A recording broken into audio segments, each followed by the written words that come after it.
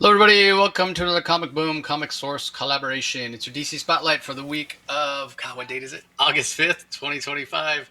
Uh, not a huge week for DC. 10 books to talk about, but definitely Yeah. back to normal after last week having only 5 books. But there's 17 collected editions this week. Huge week for collected editions, and technically 19 because two of the books that are being released you can get in trade paperback or hardcover. So literally Yeah. 19 collections listed. So as It's far as the crazy. week, I thought it was pretty strong. There was probably only one book where I was like, what the hell did I just read? So yeah, overall pretty strong. Still recovering from San Diego Comic Con. This has been, and it's, I say this and I'm sure it's recency bias because there are other times in my life where I've been busy, going to college, being on the lacrosse team, having a girlfriend, all at the same time. I'm sure I was busy, but I probably was, I was a lot younger than, not probably, I was a lot younger than, I probably had a lot more energy. So I was just telling Rocky before recording, I got to go back to our restaurant. We're going to be opening in Del Mar near San Diego this week, and by the time I get to Friday, I will have spent only 5 days in the last 28 days at home. So it's definitely a first world problem. But at the same time, like when I'm trying to create content, do the Spawn daily, whatever, like it's been a real challenge. It's hard to do that stuff from the hotel room when I don't have my regular, full desktop PC and all that. So yeah, first world problems, but it's a good time. Still getting the content out from San Diego. So if you guys had a chance to see it, I had a long talk with Christopher Cantwell about the gangs of Gotham. There are things he said in that conversation that he even told me later, like a couple days later. He's like, by the way, when we're talking about gangs of Gotham, you have stuff that nobody else has. So definitely go and check that out if you want to learn Yeah. more about gangs of Gotham. And then I also just today, as we're recording this, which is Monday, so the Cantwell interview came out Sunday. Monday, I dropped the interview I had with Joshua Williamson and Hayden Sherman. The vast majority of that's about Legion of Superheroes. We touched on Josh's Superman run just a little bit, but mostly about Legion, and that's nearly half an hour. So again, tons of great info. I got more coming. Jeremy Adams, Morgan Hampton, Shea Grayson, like that's all coming. I'm going to try to, even though I'm going to be at the hotel, I'm going to try to drop that this week. Things hopefully at the restaurant are a little more settled. I'll have a little bit more free time. But I think it's Daily Spawn that's going to suffer. So if there's anybody here that is a fan of Daily Spawn, sorry, I may not have it out daily this week. Again, I just struggling to find the time. But overall, I thought it was a pretty good week for DC. Um, and there's one other thing I forgot to mention about San Diego Comic Con. It's a little bit of a bone I have to pick, and I hope it doesn't come across as sour grapes. But before I get to that, I want to throw it over to you, Rocky. How did you feel the DC week was overall? Well, I know from others, I know that a lot of these titles people are enjoying, but I thought there was really only 5 this week that I enjoyed. Truthfully, there's a solid 5 that I could have avoided reading. I thought it was a disappointing week for me personally. But having said that, it's the number of DC comics I'm enjoying is very high. It just happens to be this week. I'm disappointed this week with some of them, and I don't really like the direction that they're going. But this is such a. I feels like. I almost feel like apologizing for my criticism because overall DC's just, they can't. It really is stupid that I'm actually complaining that I'm not enjoying every DC comic. I mean, I'm used to only enjoying a handful of DC comics. Flash forward 5 years ago. I mean, boy, how times have changed in 5 years. Kudos to DC to where I'm actually feeling bad for. Oh my God, there's 4 or 5 I'm not big fans of this week, and that's going to change. I mean, this is. DC is so good at being cyclical now. They seem to be They seem to be, they seem to be course correcting faster.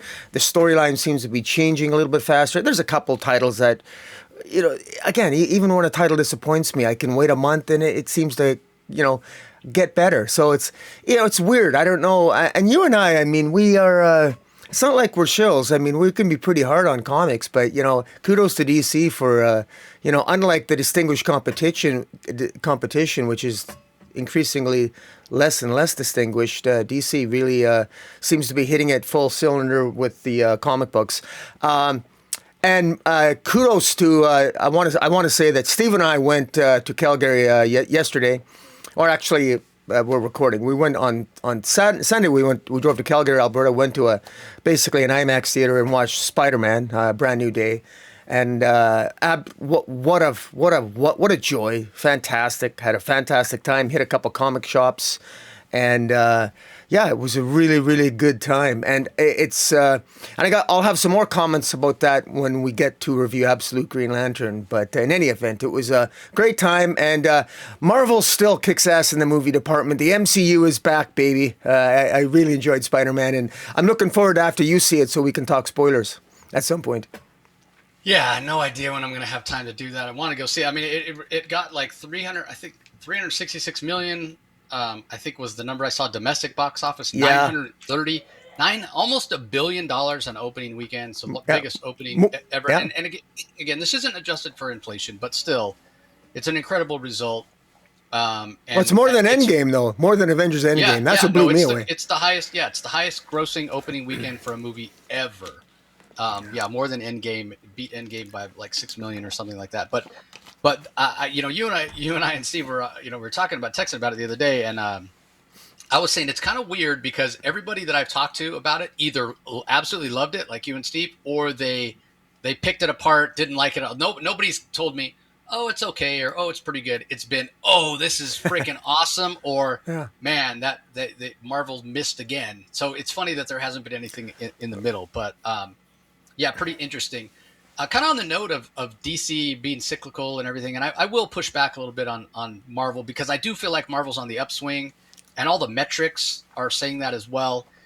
And I've talked about this before. So when you're actually at San Diego Comic-Con, and you experienced this last year, Rocky, when you got to go for the first time, when you're in it, you forget what day it is. It's easy to miss news. You're so immersed. It's like you're not living in the real world in a way. You're almost in this alternate reality, and it's easy to have your perception warped about like what's going on and how things are being received if you're on the outside looking in. So I don't know how closely you were following news and announcements from San Diego, Rocky, being that you weren't there this year, but the consensus was that DC Comics kind of won the day with their announcements. But when I was there, and I talked about this on my Comic Source Weekly episode this last week.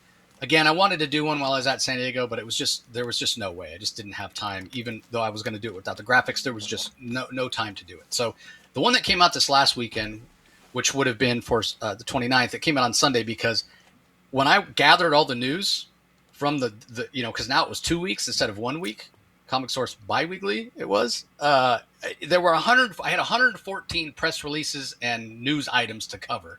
Now I trimmed that down to 77 and cut off some of the ones that I thought that weren't necessarily critical. I just had to, and even then the episode was almost 2 hours.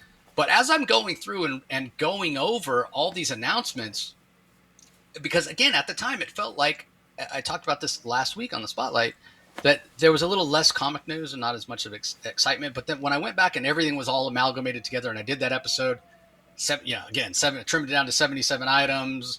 The excitement, whatever. Yeah, DC really did win the day, except to your point about Marvel movies still gathering more attention just because it engages more casual fans, right? Like that's just the bottom line. Film and TV are more popular than comic books. Now, you and I might not necessarily agree that that's how it should be, because I think people are missing out on a lot of great stories that are in comics, but that's just the reality. For sure. Yeah. It's easier to just go sit in front of the idiot box, zone out and watch whatever. So, the biggest announcements, the things that got the most news and the things that are moving comics on the secondary market are the Black Panther announcement, Black Panther 3, which the book that he first appeared in, it's an alternate reality, Storm and T'Challa's son. It's Avengers 1 from like 2013, the Brian Michael Bendis run. That's a $1 book, or it was a $1 book. It could be found in dollar bins. Maybe if you get out there and not anymore, yeah.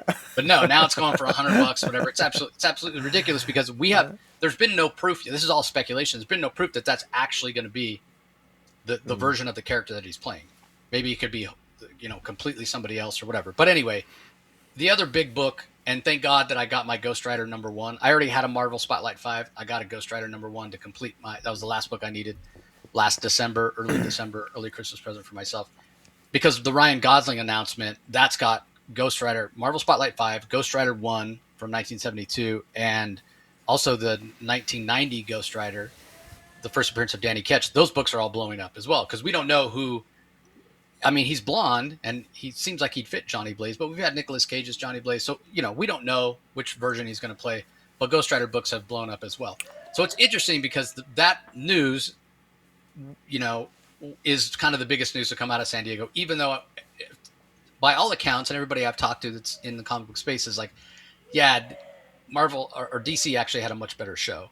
So it's really quite interesting. And again, the Comic Source Weekly comes out every week, everybody. I have shirts, $10. Reach out to me. Go to Linktree, find my Linktree. Reach out to me. $10 plus whatever your actual shipping is what it's going to cost. Because I want to put in the order sooner than later so I can get Rocky and Steve their copy. But let me know. I'd love to have people out there wearing the shows and all that, and showing your support because I appreciate everybody tuning in. But again, it's a great place to go and get all the comic news for the week. And if you want to know what you might have missed from San Diego Comic-Con, and it's on YouTube. It's all broken down in chapters. You don't have to watch everything. You can skip around and watch what you want to watch. But one more thing, and then we'll dive into the books. I said I kind of had a bone to pick, and I don't want this to come across as sour grapes because, as I said, I was super busy, and I don't really know that I could have fit in or would have wanted to fit in any more interviews with creators. I mean, I try not to even do interviews at these shows anymore because you can have better conversations later.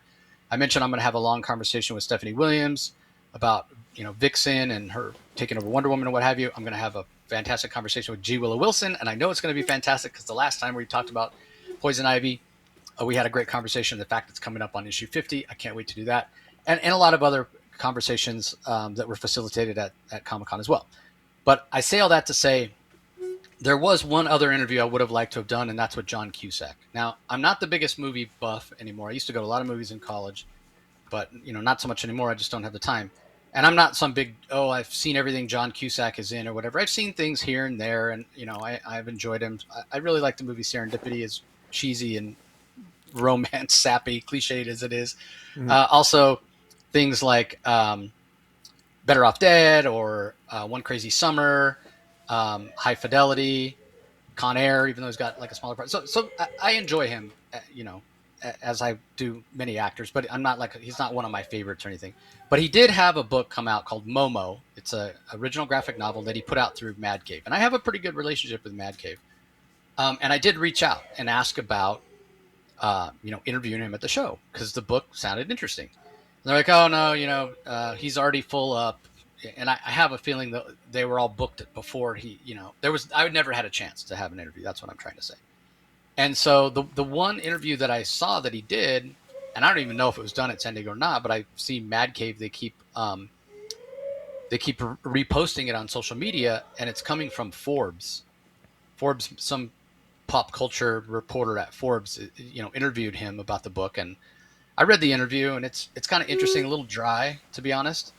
But my point is this, and I'm not saying John Cusack should have talked to me. He could have talked to a lot of other people. There are people that have bigger channels than I do, comic book couples counseling or any number of other channels that are bigger than I am. But the point being, talk to comic book people, because comic book people, if you want to sell your graphic novel, you want comic readers to read it. Comic readers aren't picking up Forbes to read comic book reviews and to find out what comics are coming.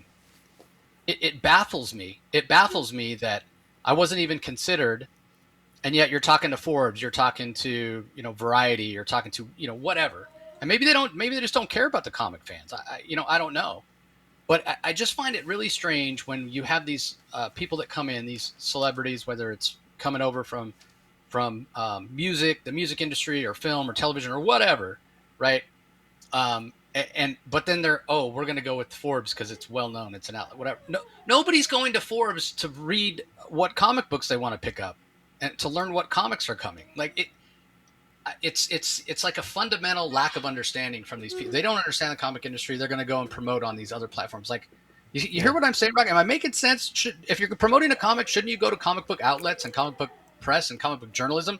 Yeah, to get well, reach one the would people. think, but I mean, I guess they're probably used to always trying to promote all even their comics for probably hopefully one day to have it be a movie or a streaming show or something. They're always thinking about TV. I don't think they probably just can't get the TV mindset or movie mindset out of their head. So it's Yeah, like I say, comic it's books is a baffling. different world. So Talk to somebody who's an expert in comics, and from all accounts, the whole reason he made this thing as a graphic novel is because he didn't want any input. He didn't want studio note. You know what I mean? So yeah.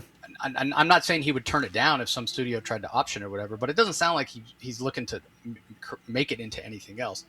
But I just thought it was so strange. Like you're trying to promote a comic and then you're going to some other, I don't know. Again, maybe it's coming across as sour grapes, but that's not the case. And again, I don't even know if I would have been able to fit it in anyway. I mean, I did. Speaking of other celebrities or whatever, I don't know. Rocky, are you familiar with the musical artist Shabuzi? No, no. He's a African American country artist, and he had a huge song a couple years ago called "Tipsy," the bar song. I think I remember. I remember the Yeah. song. I didn't know that Yeah. was the name of the. Yeah, Okay. I'd never heard of him before until like a couple years ago on not last Thanksgiving, but Thanksgiving before. He performed for the Detroit Lions halftime show and did that song, Okay. and the song was everywhere. It blew up, whatever. So anyway, Yeah. the only reason I mentioned it is because when I was at the fandom party, Shabuzi has the same PR rep as Rob Liefeld. His name is Paul, and him and I know each other obviously over the years of him promoting stuff, whatever. So he was at the fandom party, and we ran into each other, and he's like, "Hey, you want to interview Shabuzi?" And he was shocked when I said no. I asked what time. I knew Shabuzi was doing a comic. I asked what time, and I looked, and I had a DC interview at that time. So I showed him my calendar. I'm like, "Oh, I'm already booked. I have a conflict. Sorry." Which honestly, I was kind of glad. I don't know what I'm going to have to say, and I sound so hypocritical. Like I would talk to John Cusack about his original graphic novel, but I don't want to talk to Shabuzi. I would have talked to him. I'm sure it would have been fine. But I heard about Shabuzi creating this comic, and when I read about it, the story just didn't sound like anything I'd be interested in, as opposed to the Momo graphic novel from Cusack, which would have been. And I'm all about the story. I don't care who's writing it. So that's my defense anyway. But it was funny. Here I am complaining about not having the chance to interview John Cusack, celebrity, but then I won't interview Shabuzi, celebrity. But again, I'm about the story. I don't really care. But it was funny. I just thought it was funny. So anyway, everybody's like, get to the goddamn comics already. Okay, we will. And we're going to start off with a fantastic one. It's Absolute Superman number 22. Get Brainiac Part 1, Metallo. This is written by Jason Aaron. Juan Ferreyra, guest artist, handles the colors as well. Becca Carey on letters. Oh, man. I got thoughts on this one. So because of that, Rocky, I'm going to let you go first. Yeah, I actually thought that this was. I thought this was. I felt that we'd read this story before already. I thought this was sort of a repeat of themes we've already seen in previous issues, but well done. It was heartfelt. It was basically Superman confronting Christopher Smith again, who's basically he's become Metallo. Basically, Lois Lane and Jimmy Olsen are exercising their reporter instincts because they're relatively new to being reporters, and they sort of help Superman track down Brainiac, or at least one of the locations of portions or whatever of Brainiac, and Superman ends up confronting Metallo, and it takes up the entire issue. We get a flashback of Christopher Smith, his background as a his formative. We sort of get like the origin of Christopher Smith, and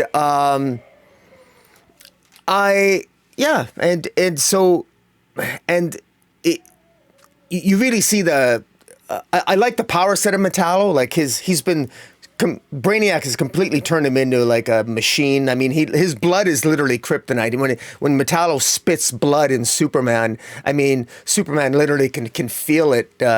So Superman, whenever he confronts Metallo, I mean, he's literally fighting him sometimes at normal, I guess, non-Kryptonian human strength, and Superman in many portions is just getting his butt kicked, butt handed to him. But he's still, just like this Superman, doesn't give up on people. This is the Superman that read poetry to Ra's al Ghul in prison, inspiring Lois Lane to read poetry to Talia al Ghul. And Superman just doesn't give up on him, even at times when Superman is clearly getting. At one time, Superman even tries to resuscitate resuscitate Christopher Smith, and is breathing in giving him CPR and breathing in, giving him mouth to mouth, and he's literally sucking in Kryptonian blood. He's actually harming, potentially killing himself. Superman is going out of his way to save Metallo here, and it's a very, very, Superman thing to do. It's just, I gotta say, I have the same I got mixed feelings about it because I like it. This guy is more Superman than the mainstream Superman, almost. Well, they're the same, but Superman started off, when I think that there were some early debates when this series started about whether or not Superman used lethal force on Krypton or whether Jor-El used lethal force or Laura in some of the scenes. And depending on how you read the scene, you could have argued that, well, Superman killed or his parents killed. And there was some, hoopla about it. And here we go. I mean, talk about a complete 180. Superman here is 100%. He's definitely playing by a higher moral code here, and it works. And he keeps trying to remind Metallo, "You're Christopher Smith. You're Christopher Smith." And finally, at the end, he reaches him. And Superman, Jason Aaron has been very, very successful of showing that Superman really does not give up on people at all. And and this for that reason, this issue is really, really good. Now, it sounds implied, the way that I started off this review, I may have sounded like I was down on this. I'm not. I felt that this lesson of who Superman is, we already know, and I don't think it's a necessary issue, but it's a good issue. It's a good issue. I want much more progression on the Brainiac and the Lex Luthor, and that's Jason Aaron's fault. So Jason Aaron's written a really good issue here, but at the same time, he's also whetted my appetite because, and this is where it gets interesting, and I don't want to talk too much about Absolute Batman, but I like the pacing of Absolute, and I know you probably differ with me. I like Snyder's Absolute Batman. It's faster paced, and we hit more plot points in issue to issue. Here, it's very more of a slow burn, and I wish, I want to know more about what Lois's feelings are to Superman. I want Jimmy Olsen to progress faster. I want what's happening to Lana in Smallville. I want to know what's happening with Lex Luthor. I want to know, where King Shazam go? What's with the Doomsdays? And I know it's just the way I'm feeling, but that's part of my excitement. And that's why this easily made this was in my top 5, maybe my top 3. Yeah, it's in my top 3. And so this is a good issue. I just thought that we've hit these themes before. But so what are your thoughts? Yeah, I mean, I can't say I disagree with you in terms of, yes, we kind of already knew.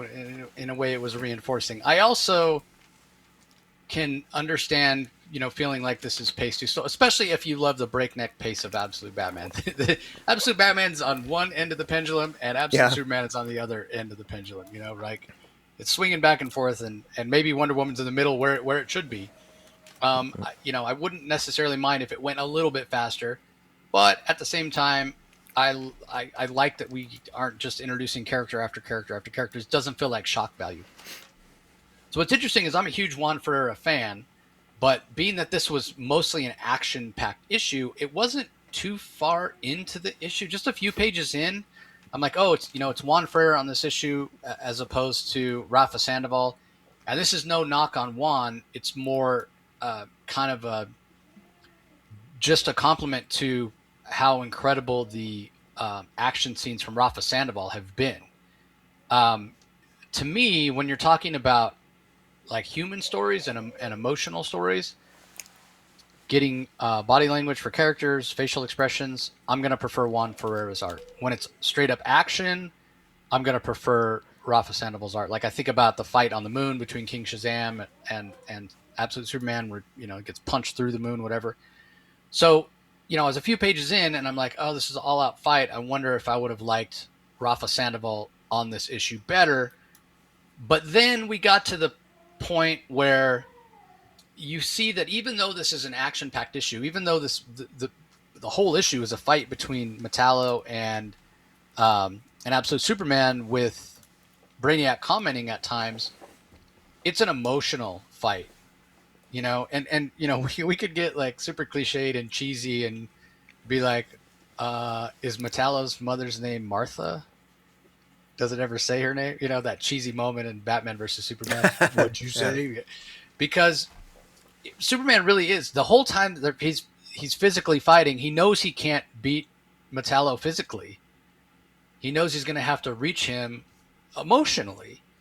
And I think it was it's the page after the flashback where Christopher Smith gets shot in the head by Ra's al Ghul, where you see Superman in the bottom right panel, and he's got his fist cocked back to punch Metallo, but you look at the emotion on his face, and that's where it hit me. I was like, no, yeah, that page right there. And I was like, that Juan Ferreyra is the right choice for this, because as much as this is a physical fight on the surface, this is an emotional battle for Absolute Superman to try to save Metallo and try to reach him, which is not so different from the main universe John Corbin in a way, which is another thing that I really enjoy about the characters that Jason Aaron has introduced so far. That there's more of a recognizability to who they are in the main universe, and I like that. And maybe people, Absolute Batman, they're much less that way in my mind. Scarecrow is very different. Joker's very different. And maybe people want that. I prefer them to be a little more true to the main universe characters. But again, that's completely subjective. So yeah, I was feeling pretty good about the issue or what have you. But although I did kind of feel what you felt, because yeah, we've sort of seen this story before, even with main universe Superman fighting main universe Metallo, with him trying to reach it and whatever. And you can go. I'm not going to get into what how John Corbin was trapped and the stuff with his sister or whatever. You can go Wikipedia it or whatever for the main universe. But then when I got to the last page, when Superman wins the day through compassion, through strength of will, through strength of character, and to see that moment, I was like, oh man, like what an incredible image, what an incredible page, what an incredible job by Juan Ferreyra, and an incredible job of scripting by, from Jason Aaron. Like, you could sort of sum up who Absolute Superman is in that one image in a way. And so when I saw that, I was like, man, like if you showed somebody that image and said, that's Absolute Superman and that's Absolute Metallo after a brawl where they nearly killed each other, that's who Absolute Superman is.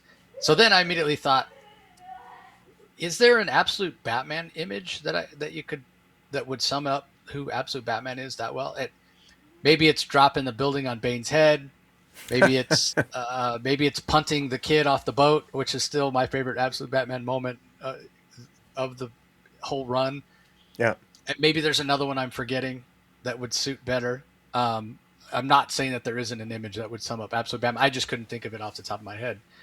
But I just thought this was brilliantly done. So yeah, 100% in my top 3. It was kind of a no-brainer. But I do agree with you, Rocky. I think there's a happy medium between the breakneck pace of Absolute Batman and the much slower burn of Absolute Superman.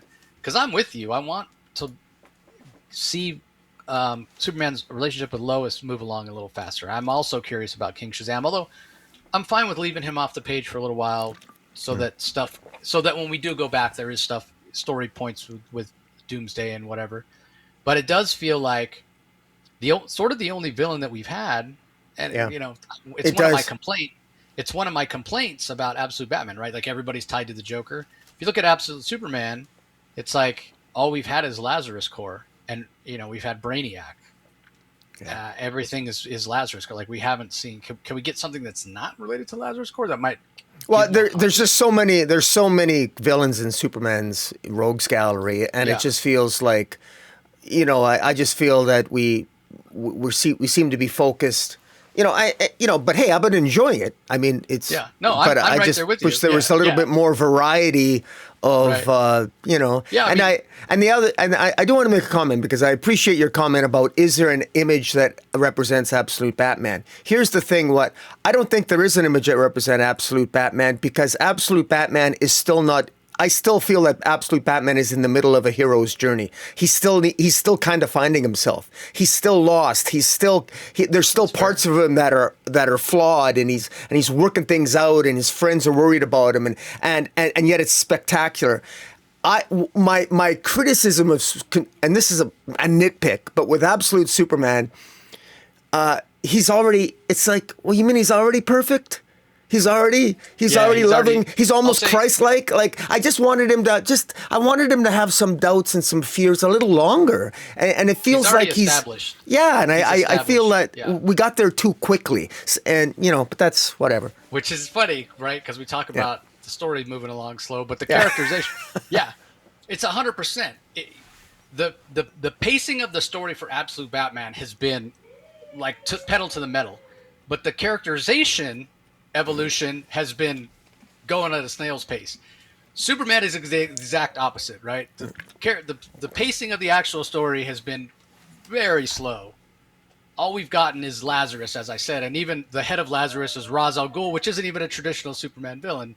Mm-hmm. But the characterization evolution has been really fast. They're flip-flopping. And by the way, I'm going to bring Absolute Wonder Woman into the discussion here to add that Absolute Wonder Woman almost started off perfect too, but Kelly Thompson was wise to introduce some flaws in a fly in the ointment for Wonder Woman because, maybe Wonder Woman's so loving because of the powers that were given to her by the gods. Maybe she's not naturally kind, naturally loving. So there was some question. Kelly Thompson has muddied the waters a bit within the narrative, and so there's. You know what I mean? So there's that's Absolute Wonder Woman is the best of the three because it's in the middle for both. It doesn't swing too far one way for pacing or character evolution. So there you go, everybody. Problem solved. I like Absolute Batman first at the current moment. I like Absolute Superman better. But I mean, I think if we're being completely honest and objective, we talk about technically the best, the one that's the happy medium. Is Wonder Woman. You have to acknowledge now. But the thing is, I love Absolute Wonder Woman. We don't read comics objective. I mean, we try to be objective, but we're always going to bring our own biases, subjectivity of things that we love. And I just subjectively love Superman more than Wonder Woman, so that's always going to be my bias. But yeah, I mean, I agree with you 100% that it could be moving a little bit quicker, and maybe it will. So anyway, there are a couple of fantastic variant covers. I'm glad you have that one in the middle there. Juan Ferreyra, he's had he had that flame wing one that sold out and was going for like $50, even though it was open order cover. This one homages Superman 1 from 1987 when it got rebooted by John Byrne, which was a fight with John Byrne's version of Superman in the main universe against Metallo. We're getting the same thing here, but obviously Absolute Superman, Absolute Metallo, so that one's fantastic. The one behind me is Scott Hepburn, and then the one behind you is the main cover, which is by, I think it's Rafa Sandoval. Rafa Sandoval. And then the one where he's kind of punching down in the ground is Eric Canetti.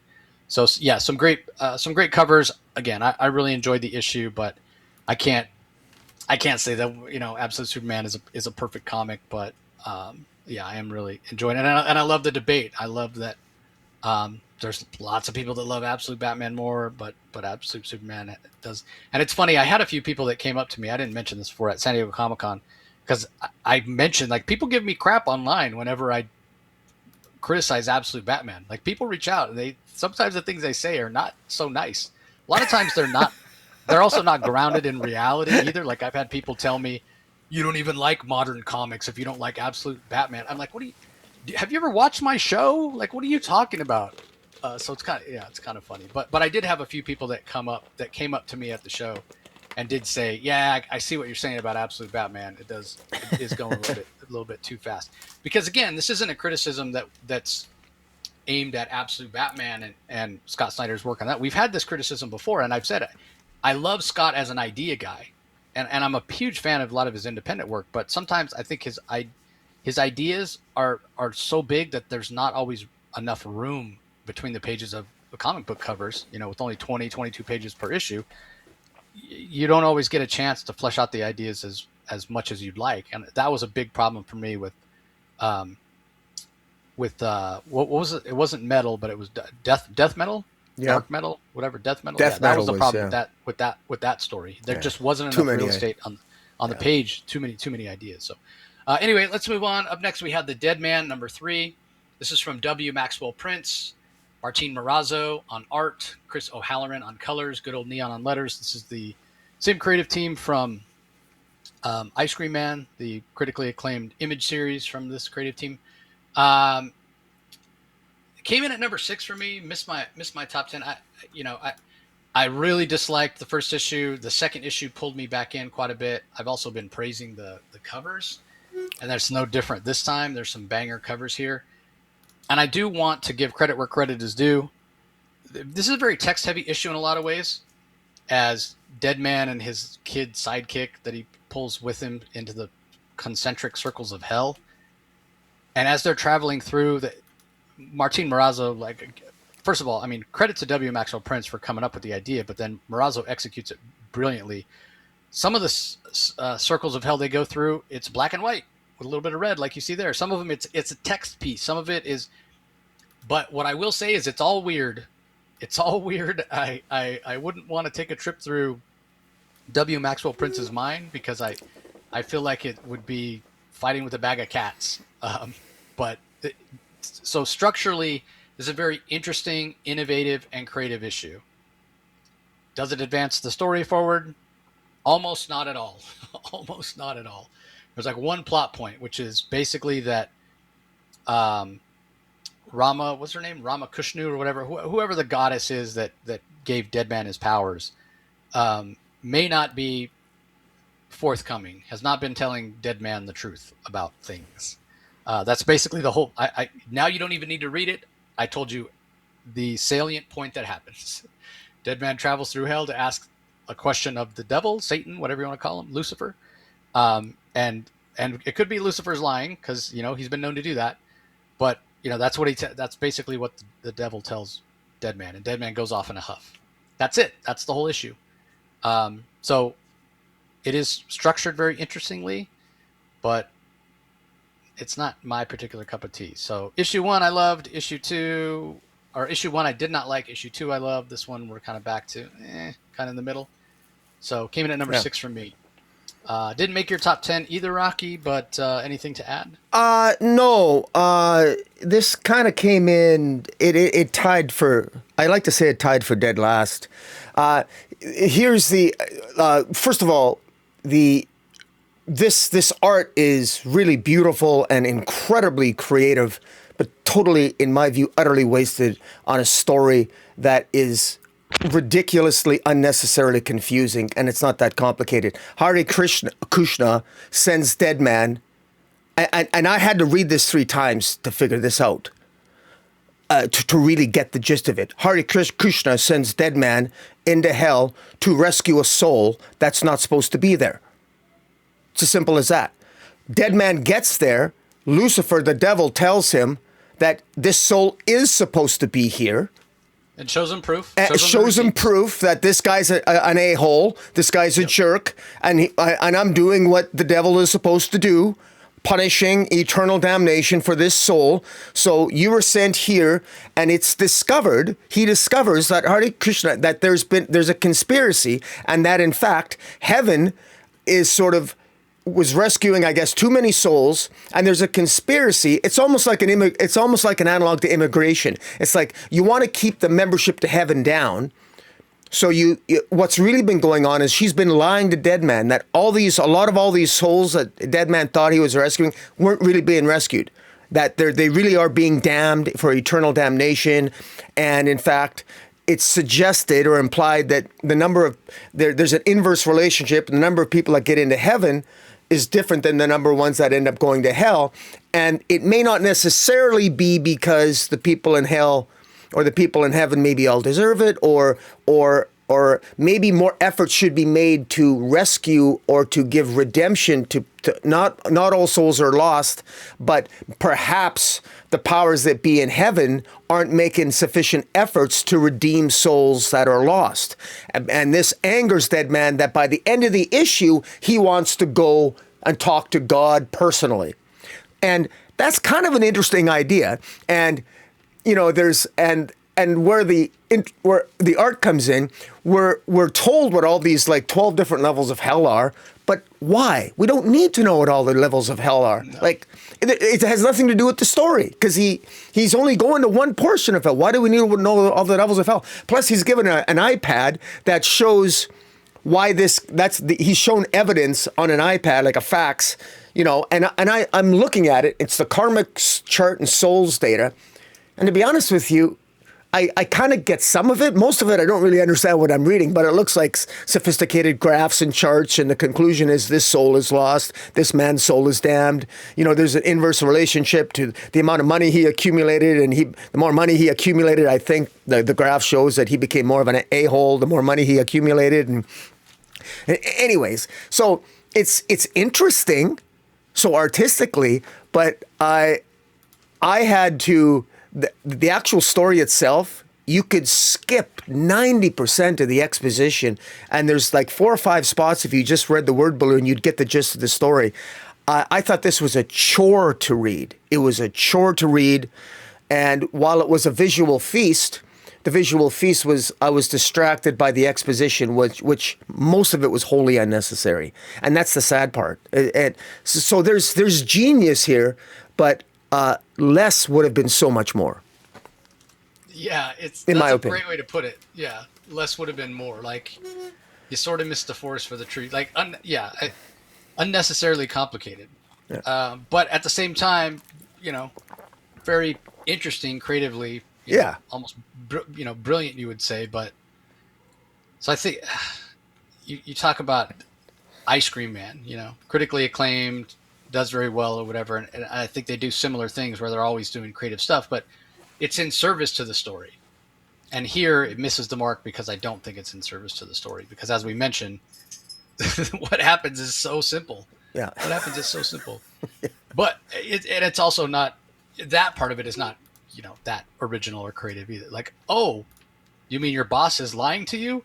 When has a boss ever lied to an employee before? That's never happened. Yeah. So anyway, interesting cover right there that you have up. It's by somebody named Alex X-Men Lawn, who we've mentioned has done some of these Deadman covers before. The one behind me is by Christian Ward. Main cover is by Martin Morazzo. And then there is a third, which is by Tyler Boss, which has little ghosts floating around. Very cutesy. Yeah, there you go, right there. All right. Up next, we've got Absolute Green Lantern 17. Oh, boy. This did not come into my top 5. Pulling up my rankings here, see where I had it.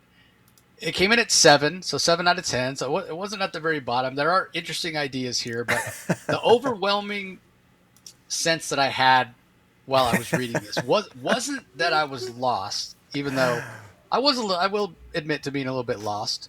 And it's always, I think, appropriate to use that word lost when talking about Absolute Green Lantern, because I've made this comment so many times now. It's like watching an episode of Lost, which I dropped off that show not even halfway through the second season, because I got so frustrated that every time I'd have so many questions, I'd watch it and I'd end up with more questions than I did when I started each particular episode. We never got any answers. So read this, I felt a little bit lost, trying to understand what's going on. Mostly it's because there's all these weird terms that Al Ewing, I think, he needs to put out a glossary of what these terms. It should be in the back of every book. Oh yeah. I look at what James Tynion does with these nice house books, having that character index in the back, which is always so helpful. So the overwhelming sense I had while reading this was I am missing so much of this is going by me. I wouldn't say over my head, but just it's going by me. I'm not understanding it. Yeah. I got to go back. I got to reread. I need to go back. I need to reread. I don't have time to do that. And I will just say this. Reading a comic should not feel like homework. Yeah. And reading this feels like I'm lost. I don't understand. I need to go back and reread. I need to do some homework. And that's where it's failing. And I think that if you're a casual fan, you've been pulled into Absolute Batman because it's frenetic and awesome and everybody's reading it, it's super popular, and you want to know what's going on, and you've jumped in and you're loving it. Hey, great. DC also has, Warner Brothers, whatever you want to call it, also has this show about to drop, Lanterns, which is focused on Green Lanterns. It's coming out in just a couple weeks with some incredible actors.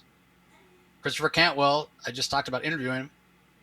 I didn't know this, but it was announced in May, and him and I talked about it on the interview. He's going to be the showrunner for the second season, which I don't think it's officially been greenlit for second season, but it's going to get a second season. I'm good friends with Chris. The show's in good hands. Some of the other people had to move on to other things. Tom King moved off of Lanterns to focus on the Mr. Miracle animated show. So anyway, I say all that to say, okay, you got people that are loving Absolute Batman. They're going to be exposed to Lanterns. We just talked about the popularity of these properties in other mediums, film and TV. So, hey, I love Absolute Batman. I'm really enjoying DC. I'm gonna check out this Lantern show. Oh, the Green Lanterns are cool. I want to know. I love Absolute Batman. Wait, there's an Absolute Green Lantern book? I'm gonna go jump on that. That's gonna be great. And they pick up this. Again, this is a casual fan. I would consider myself, not to break my arm patting myself on the back, but I would consider you and myself DC experts. We read every DC book. We've been doing it for years. And I'm lost. Imagine a casual fan. Somebody, they're reading Absolute Batman. They watch the Lantern show. They go, oh, Absolute Green Lantern. Let me go pick this up. They're going to be like, what the fuck? They're dropping it immediately. There might be a few of them that'll pick up a second issue. Yeah. But even if they go by the trade of the first issue, they're going to be like, no, bro. No. I don't know what the hell this is. So, personally, I think that's a failure. Now, I'm not saying that Al Ewing should have been beholden to the timeline of when Lanterns was dropping or whatever and tell the story that he's telling and dumb it down or whatever. But there, again, just like we were talking about with the difference between the pacing for Absolute Superman and Absolute Batman, there's got to be a happy medium.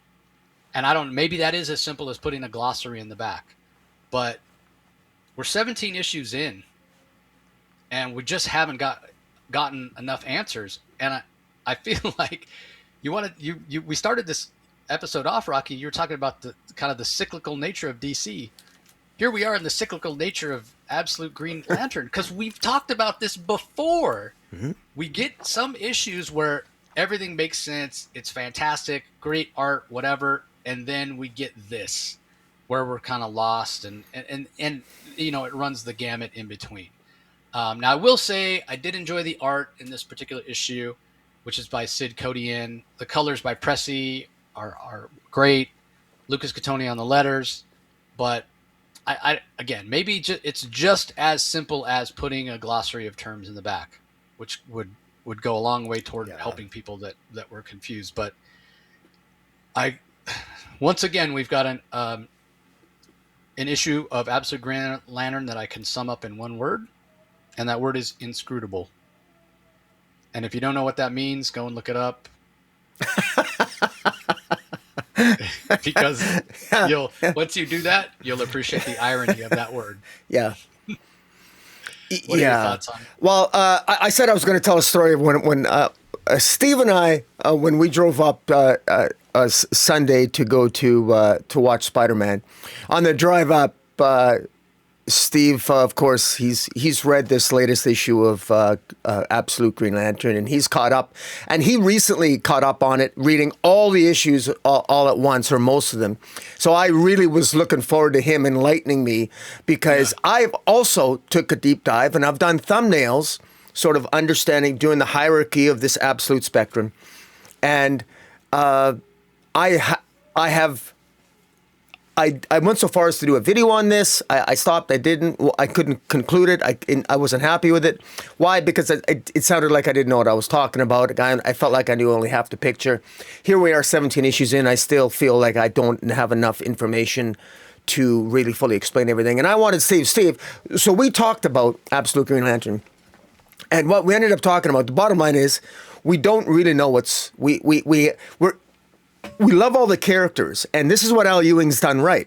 Al Ewing has done a good job, just like he does in this issue. We sort of get the origin, we get more information on Jessica Cruz. We get her absolute origin in terms of, she witnessed a murder, and and so that's where her fears originally came from, and we met Cameron Chase, Joe Mulleen, John Stewart. The individual character stories make sense, but what still doesn't make sense is how this relates to their powers. And in particular, how do these powers all work together? And this issue really, in my view, fails to show how they work together in a way that I could explain it to somebody. And you got the green, you got the red and restraint, and you got the green, and I guess they all have willpower. And then in this issue, John Stewart uses because he's all psychological in his mind, he goes into the mind of Sinestro, and then Sinestro gets shot in the head. They shoot a red bullet. That's a red bullet at Sinestro's head. It turns yellow before it hits his head. And then the only reason Sinestro dies is because Sinestro believed he could die. But isn't the bullet? The bullet is actually Tomar Ray, right? Well, is it? But then it turned yellow. Then why did it turn yellow? It seemed to have a... I thought the bullet was Tomar Ray. I don't know. Well, but I don't disagree with you. Sure, okay. It said bullet, guns and ammunition. It's red, and then it turns yellow. I don't know why it turns yellow, but then you go to the next page, and isn't that the bullet? Yeah. Well, actually, the next page after that isn't that the bullet transforming into Tomar Ray? Like if you go to the next page, see right there in the top panel. Oh, isn't that wasn't he the okay? Bullet? It still doesn't explain. It still doesn't explain why it turned yellow, and it's because they were talking last issue. That was Joe Mullane's whole thing. We're the weapons. Well, but the thing is with Sinestro,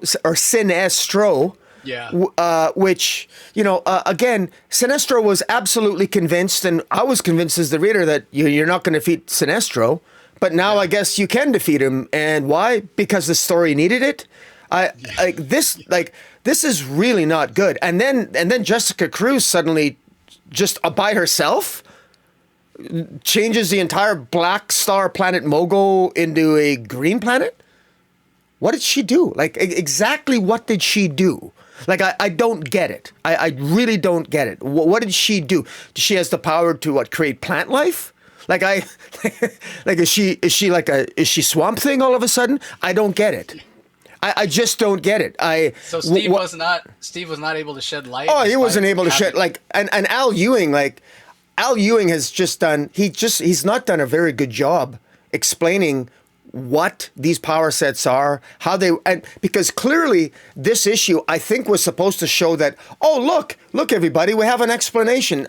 All the different colors are working together, and I'm thinking, what are they doing? I don't really kind of get it.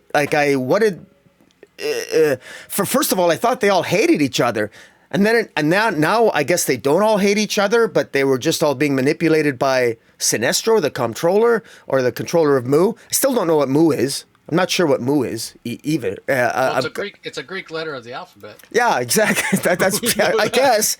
But this is it's so frustrating. It's just so frustrating. And I hate to say this, but Al Ewing, and I say this with great respect, I think a lot of people continued to collect Immortal Hulk after his issue 25. They collected it to issue 50 because of the Alex Ross covers. I still haven't spoken to anybody that understands what happened in that comic after issue 25, and And and then also with respect, I think that a rising tide raises all ships. I think that Absolute Green Lantern is benefiting from the Absolute Batman phenomena, just like Absolute Martian Manhunter is. I've not spoken to anybody that really truly gets a whole grasp on what happened in Absolute Martian Manhunter.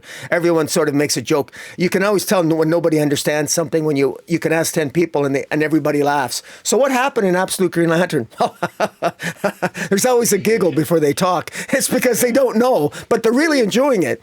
And the frustrating, I brought up my conversation with Steve because we had such a good time, but our entire conversation, it was humorous, it was fun. We talked about what we loved about the comic, but we talked more about what we didn't understand.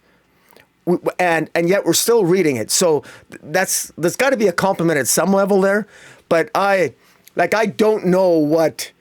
There's even an origin of Sinestro in this issue, and I don't know what the hell the origin is.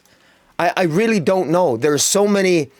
I don't know. And then even the ending is I'm confused with Simon Baez showing up. I guess he died.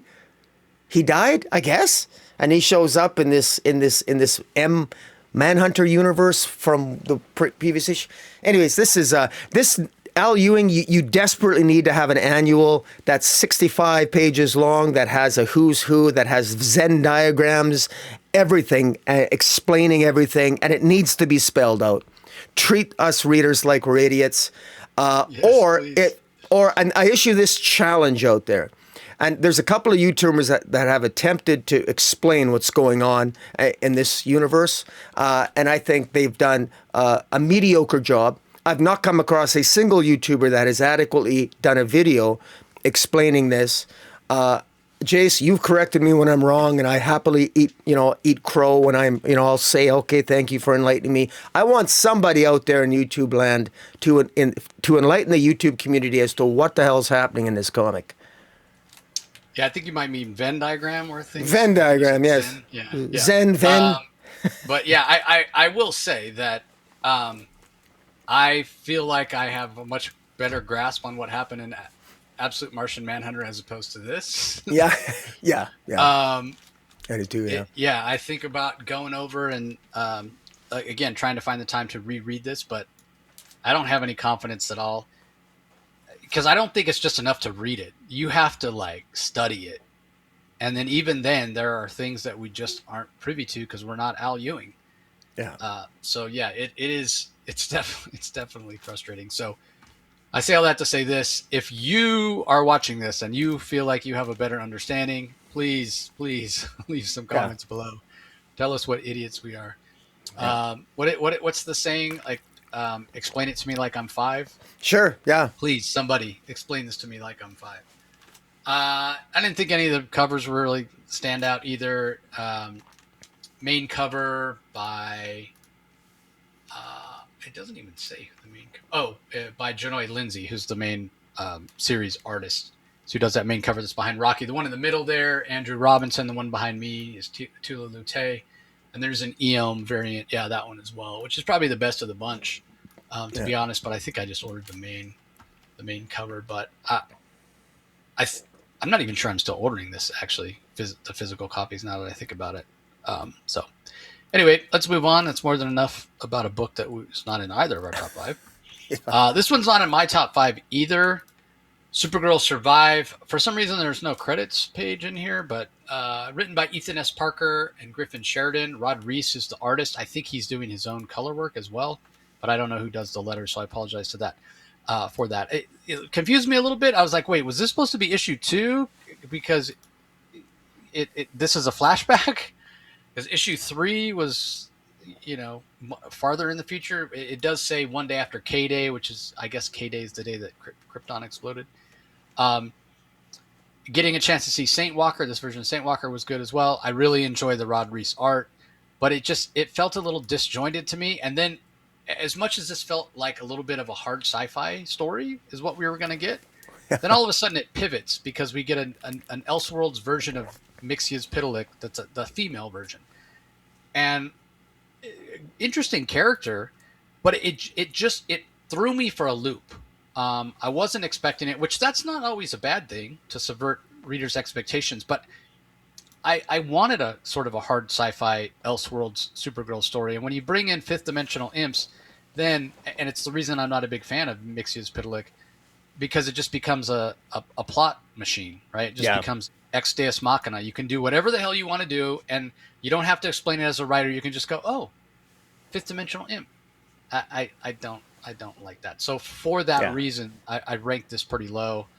That might not be completely fair because, these creators are allowed to tell whatever story they want to tell, but it just pivoted away from feeling like a story that would interest me to a story that is probably not ultimately going to interest me. So for that reason, it only came in at number 8 for me.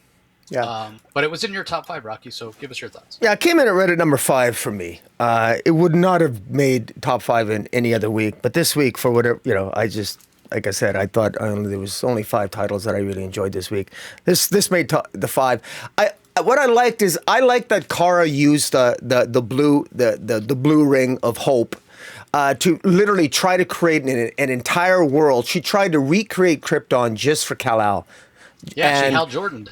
Yeah, and I like that. I really like the fact that she did that, and that's how much she's mourning. She's in a state of mourning, and she's sorrowful. Yet she wants to try.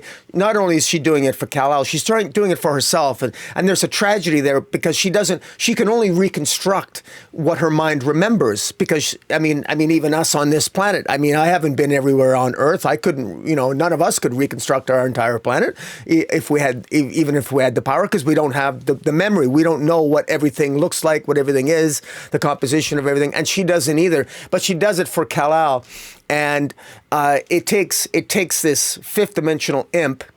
And I do think this is it's unfortunate that Mixia's Pitalik, or a female version of him, her, whatever, shows up and has to tell Kara, you don't have to do this. I think the story would have been even more impactful had she discovered on her own that this isn't going to work. I don't know why you needed a Mixia's Pitalik to show up to tell her what I think inevitably she ought to have discovered on her own. I thought it would have had more gravitas and she would have had more agency if she were on her own and through her own tragedy, through her own sorrow, and through her own loss, have her lose power on the power ring and the construct fall apart, and then have her finally realize, no, we got to get to Earth, because that's what the original intention was. So I thought it was really odd, the Mixia's Pitalik thing, but at the same time, I do want to give writer Ethan S. Parker some credit, just like we give Kenny Porter Griffin Sheridan. And Griffin Sheridan. I want to co-writers. Yeah. Thank you. I want to give them credit because my initial criticism of what was, and I gave the same compliment to Kenny Porter over with Superman Father of Tomorrow, is they're thinking outside the box. This definitely caught me off guard, and it does move the story, and I think it did have a message, and it did I connected with it, and I don't mind. Maybe it's because of my love of what Williamson's doing as Superboy Prime, that it worked a little bit. I was a little bit more accepting of breaking the fourth wall in this, and I just thought it was a little bit of a pleasant surprise. And yeah. So, anyways, for that reason, I thought it did have something to say, and it is moving forward now. It's interesting that it's going to take her that much longer. We're in issue 3, and she's not even at Earth yet with Kal-El. So I'm really curious to see if this is going to end. I don't know if this is this 4 issues long or 6 issues long. I'm kind of curious to see how many issues this is, but maybe I'm assuming this is 6 issues, because you probably want 3 issues on Earth. Yeah, I think it's only 4. 4.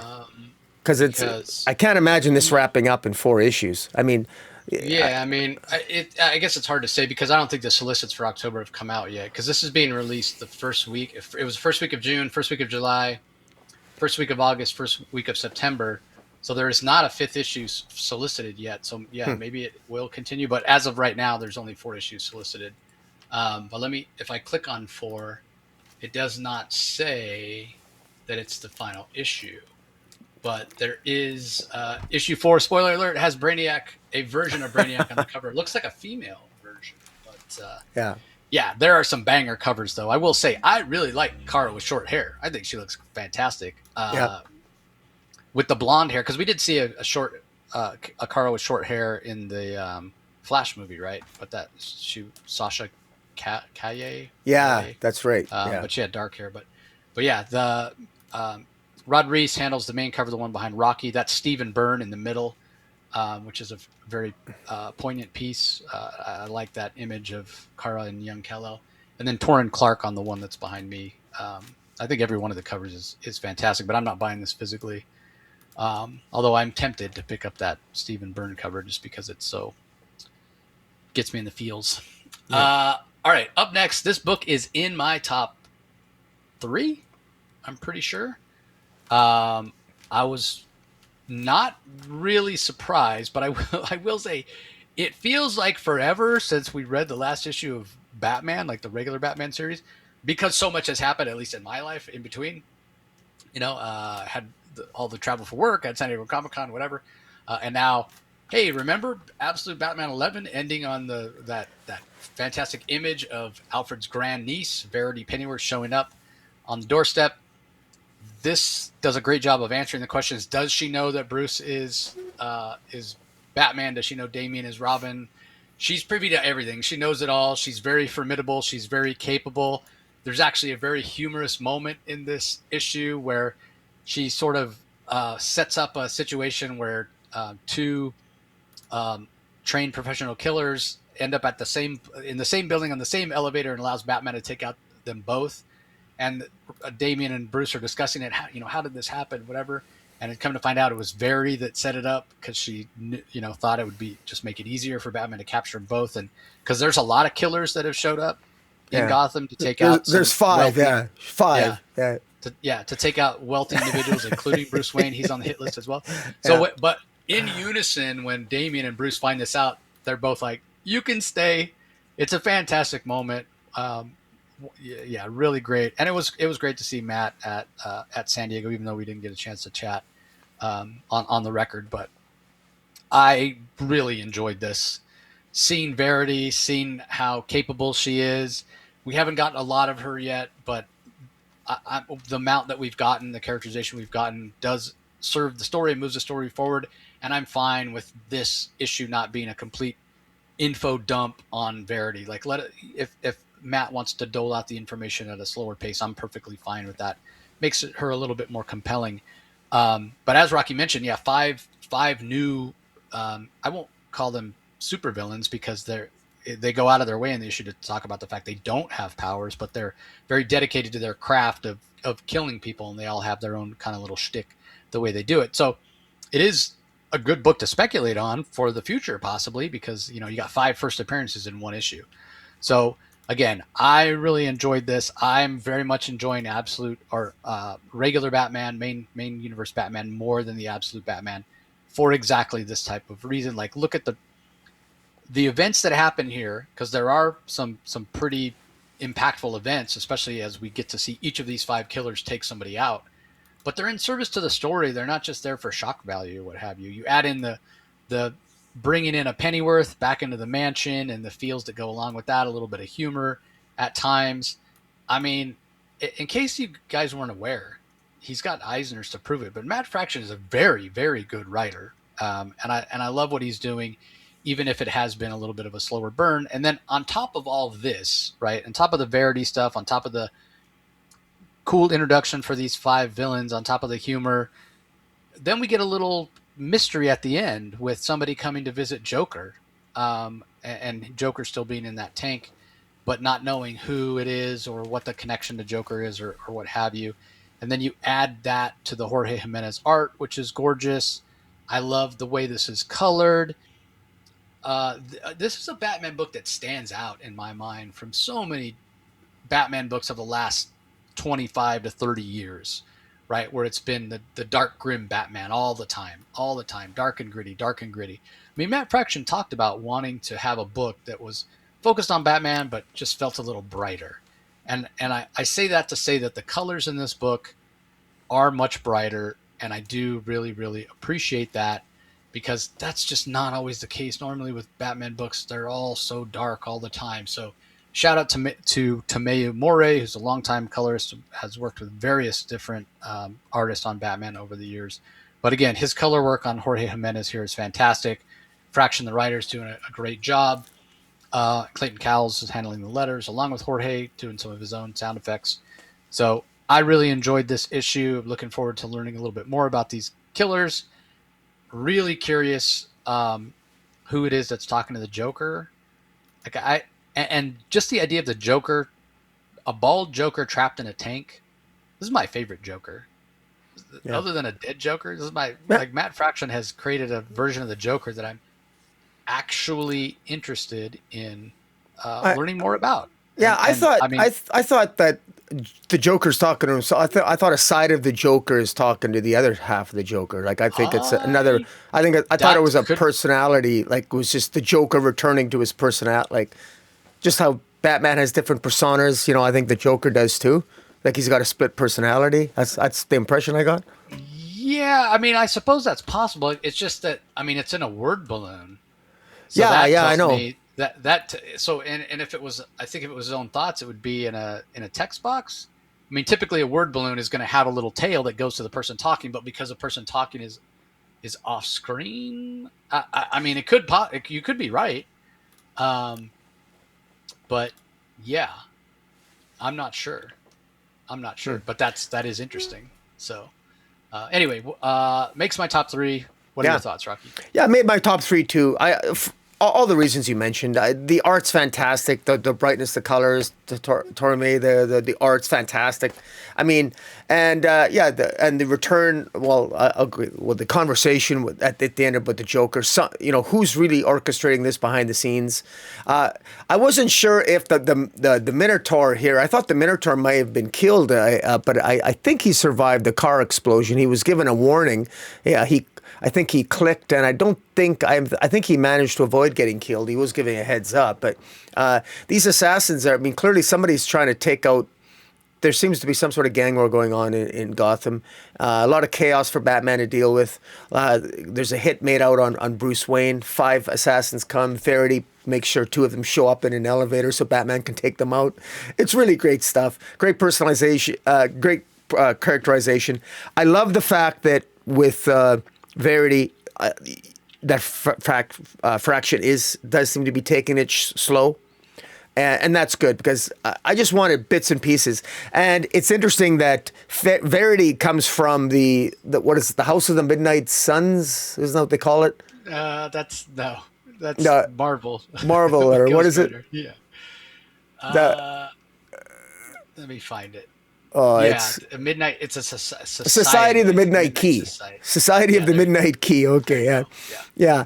And in any event, so obviously, if Verity graduates from this, you know, are there other heroes or villains that will have graduates from the Society of the Midnight Key? So right away, we got it's like, oh, well, who are other butlers that are going to crop up? You know, it's going to be interesting to see. You know, in any event, I thought this was great and it adds more lore to the DC universe as well. You know, I love when such a great concept because, you know, it's so great that, you know, the death of Alfred just devastated all of us because we love Alfred. What started off as a hugely controversial thing that, you know, Tom King killed him off, was expecting to take him back, but DC made it permanent for whatever reason, all that controversy, and to have so much good come out of you know, it's one of those moments where maybe something really good or better can come out of an event that a lot of people didn't like, you know.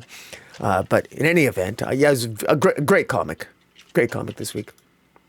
Yeah, I know a lot of people gave Tom a lot of grief on that, but he said it on this show. He came a minute. I don't even know how many show appearances it was, but yeah, I remember asking him about it and him saying, yeah, he had a plan to have it where it wasn't actually Alfred, and it was Dan Didio that said, no, let's kill him. So I know. I mean, I'm friends with Dan as well, and I think Dan's a great guy. I don't agree with all the decisions he's made over the years, and he gets plenty of grief. But and so does Tom. So does Tom King. Tom gets way more grief than Dan does for sure. So maybe balance out the cosmic scales. If you want to be mad at somebody, definitely be mad at Dan Didio for that. Some fantastic covers. The one behind me is Jorge Molina. The one in the middle, Dustin Nguyen. There's also a Ryan Sook one that's pretty awesome. And a Jorge Jimenez design variant as well for Verity. Marcio Takara has one also. So none of them really jumped out at me, but they're definitely Yeah, that's the Ryan Sook one there, Rocky. But you definitely have your choice when it comes to Batman covers this week. There's quite a few of them. All right, up next, Batgirl number 22. To nobody's surprise, this doesn't make my top 5. But I will admit, and I talked about this before with this particular story, this is where finally you're having Cassandra Cain back in Gotham, where it feels like a Cassandra Cain Gotham story. So, great job on executing that from Tate Brombal, the writer. Stephen Sergovia handles the art in this issue. Jason Paz on inks for pages 7 through 20. Rain Barretto on colors, and then Tom Napolitano on letters. My biggest complaint about this is it just felt, the ending felt a little abrupt and a little convenient. It was built up as this incredible mystery, and then like when it's revealed, it was sort of predictable in a way. So that's why I didn't rank it that high. Came in at number 6 for me. So Yeah. yeah. What are your thoughts, Rocky? Well, it came in at it was in my top 3 because I really enjoyed this. I like this new addition to the Batgirl mythology, her Batgirl lore, and that it's revealed that she had she in fact had. There was somebody in her life when she was a child. She had a childhood friend named Victoria, who was also trained to be an assassin, just like her. And they were actually trained ultimately to spar with each other, and ultimately were in competition with each other. And David Kane, who of course trained his daughter Cassandra, and then there was Dr. Forget-Me-Not or whatever. He was sort of his daughter being Victoria, and they of course David Kane and Forget-Me-Not were jerks, and they even had. Every time they wanted to get their daughters to fight each other even to the death out of some sick competition, the reality is that Victoria and Cassandra always ended up liking each other or caring for each other and being friends. And there's a tragedy to this. And what I like what Tate Bromwell's done is he sort of highlights Cassandra Cain's development, Cassandra Cain, all the pain and how difficult it was for her being raised an assassin and what she had to go through. And it's just another example. This was something that was stripped from her memory, stripped from her mind, the memory of this Victoria. And we thought this Victoria was killed and was dead, but it's revealed that Victoria was still alive at the end. And so Cassandra Cain has gone, what I like what Tate Bromwell's done is that, we got a lot of revelations for Cassandra Cain. She's really got, in many ways, we're getting a Batgirl family, a Cassandra Cain family. And I love that because Batgirl, Cassandra Cain is my favorite Batgirl, with apologies to Barbara Gordon. Barbara Gordon has her family too, with the Birds of Prey and what have you, and also tangentially, of course, the Batman family. But I like that Cassandra Cain, her inner circle, her genuine family has been expanded upon tremendously by Tate Bromwell. And he's done it in such a way that there's so much fodder for not only him to build upon for future stories, but other writers as well. And he's done so in a good way.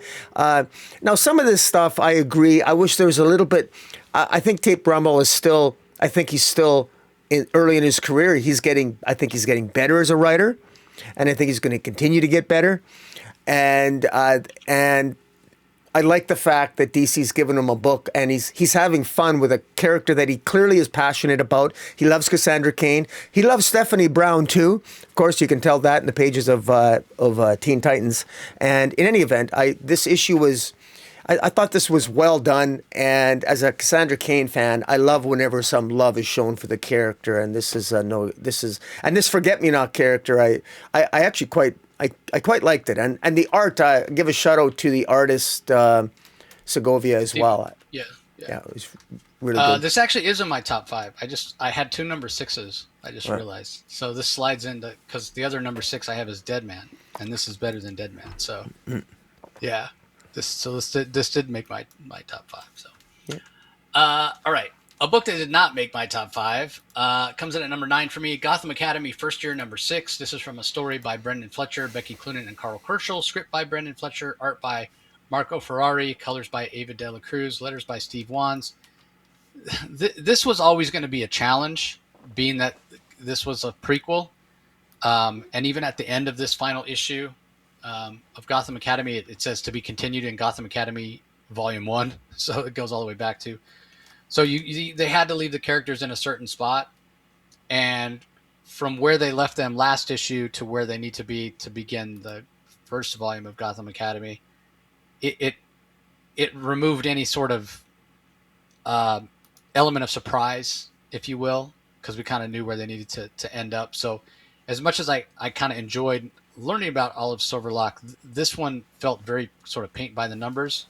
Not any particular fault of the creators, but you just kind of wish that they had, that this was volume 1, that they told this story first. So just didn't think it was really memorable, and it definitely feels like the weakest issue of this particular series.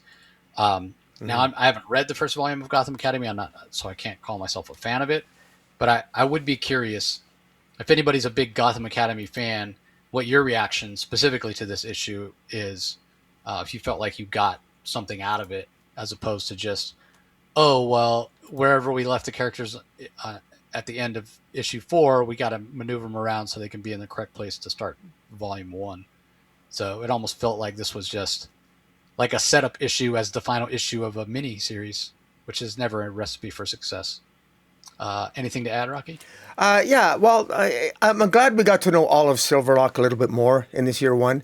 We got Maps, Mazuguchi, Mia, young Mia show up at the end here in this sort of like this issue. This feels rushed. It feels like it's an ending that's very much rushed. There's still some question whether Olive Silverlock is, whether or not she's bad or not. Batman says she's just misunderstood, not dangerous. But Batman's not always a very good judge of character in that regard. But I like the fact that Olive has some mischievous about her. But Mia loves Olive because she's the girlfriend to her brother, Kyle. So in any event, I thought it ended well. It wrapped up everything. It wrapped up the central plot. But it definitely has gone out here on a whimper, and hopefully they'll find their footing more when it comes back with the full series. Yeah, 2 covers, both by Carl Kerschel. Very different feel. Yeah, there's the middle one by Carl Kerschel. Also the main cover by Carl Kerschel. So, all right, moving on. We've got Adventures of Superman, Book of L, number 11. This is from writer Philip Kennedy Johnson, art by Scott Godlewski, Vasco Gregiv, and Cian Torme. Colors by Matt Herms, letters by Dave Sharp. I want to shout out the art team. They did a good job of making this feel cohesive, despite them not having styles that are really, really similar. But I think they did a good job. I was never pulled out of the story like, oh my God, that art style is completely different or whatever. And I really want to shout out Matt Herms, the color artist, because I think his consistency of color really helps that along. I said this last issue, and it probably really happened with issue 9, where it really felt like this was starting to come together. There's a conversation that then leads to a confrontation between Superman and Krill Ux in this issue, which really gets at the center of what's going on with Krill Ux having spent, eons, thousands and thousands of years trying to bring his family back, and he's almost managed to gather all of the god aspects of Olgrin, which will give him enough power to resurrect his family. But it's one of those things where he has lost the forest for the trees. He's so focused on that. When Superman's asking about his family, he can't even initially even remember his oldest daughter's name. He has lost the plot. He's talking about his one girl. He's like, Elna had a voice like music. She used to sing. Her favorite song was Why Can't I Remember? Then he just gets mad. He's like, I failed them. I had to bury them, blah, blah, blah. It's like, dude, like if you are so focused on doing whatever it is you think you need to do, whatever the thing is, right? Whatever you've established as your mission, your goal, your finish line, and you're so singularly focused on that you can't remember the things that made you love your family, you are lost. You are lost. That's the most important thing. And Superman, trying, he sympathizes with Krillux, right? Like he lost his whole planet too, but he's not cursed with the memory because he left when he was a little baby, and I get it. I get the whole idea of grief, right? A lot of us understand the idea of grief and how debilitating it can be because we've lost people. Life is finite, right? So I really like that aspect of this. It really, this story has grown in scale. And we've talked many, many times about how great Phillip Kennedy Johnson is at building these big stories.